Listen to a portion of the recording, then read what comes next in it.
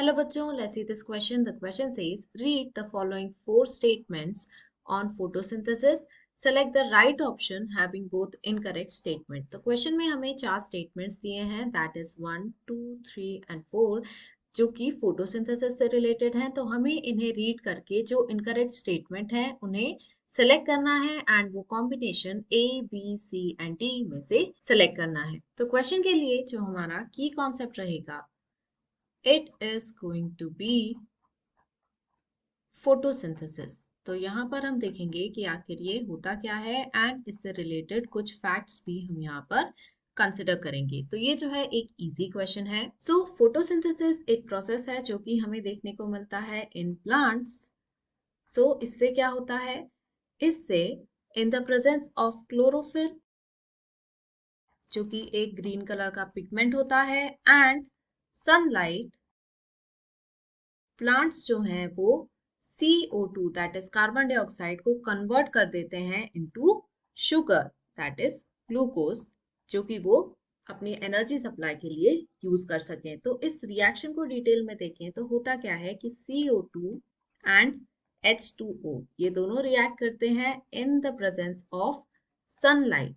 Sunlight होना जरूरी है तभी फोटोसिंथेसिस हो पाता है, and chlorophyll of course, and convert हो जाता है into C6H12O6 that is glucose, and इस रिएक्शन में रिलीज होती है oxygen. So oxygen is released. So यदि हम यहाँ पर देखें तो जो CO2 है ये इलेक्ट्रॉन्स को गेन कर रहा है. सो इट गेन्स इलेक्ट्रॉन, यानी this is getting reduced. Whereas यदि हम H2O को देखें तो H2O जो है it is losing electron, so it loses electron, यानी it is getting oxidized. तो इस तरीके का रिएक्शन जिसमें ऑक्सीडेशन रिडक्शन दोनों ही हो रहा हो, इसे कहा जाता है रेडॉक्स रिएक्शन. यानी जो फोटोसिंथेसिस है it is a redox reaction. So ये होता कैसे है बेसिकली, तो यदि हम क्लोरोप्लास्ट को देखें तो इसके अंदर प्रेजेंट होते हैं एक मेम्ब्रेन सिस्टम. तो इस मेम्ब्रेन सिस्टम में तीन पार्ट्स मेनली इंक्लूडेड होते हैं. द फर्स्ट इज ग्रेना, जिसमें कि क्लोरोप्लास्ट होता है, देन स्ट्रोमा लैमेली,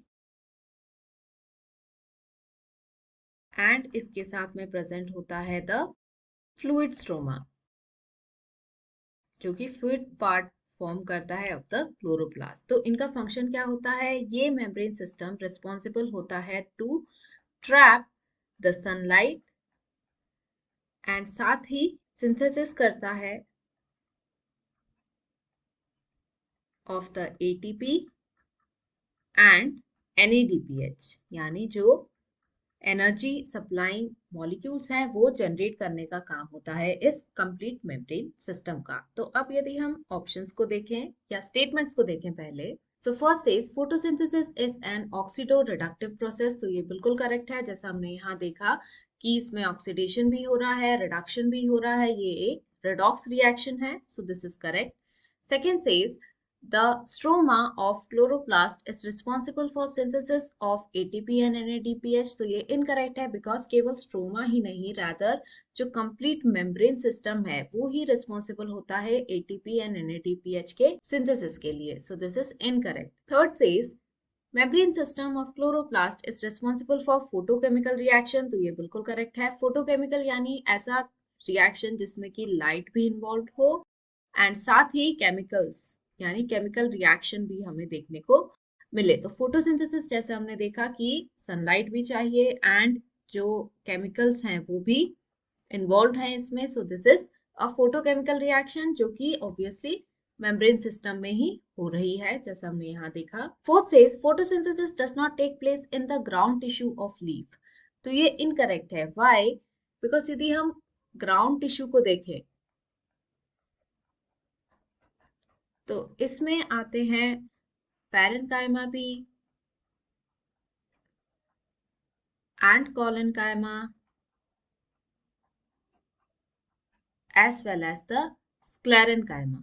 ये तीनों ही तरीके के टिश्यूज जो है यानी सिंपल परमानेंट टिश्यूज जो है ये ग्राउंड टिश्यू में आते हैं एंड ये हमें लीव्स में देखने को मिलते हैं एंड लीव्स में ही हमें फोटोसिंथेसिस भी होते हुए दिखता है because it has chlorophyll in it. यानी ये वाला जो स्टेटमेंट है ये भी इनकरेक्ट है बिकॉज ये ग्राउंड टिश्यू ऑफ लीव्स में हमें जरूर देखने को मिलता है। सो क्वेश्चन ने कॉम्बिनेशन पूछा था ऑफ द इनकरेक्ट यानी रॉन्ग स्टेटमेंट, तो ये है option number 2 and option number 4। ये कॉम्बिनेशन हमें देखने को मिल रहा है इन ऑप्शन बी, तो यही रहेगा हमारा final answer, that is 2 and 4। Hope you understood it well, best of luck.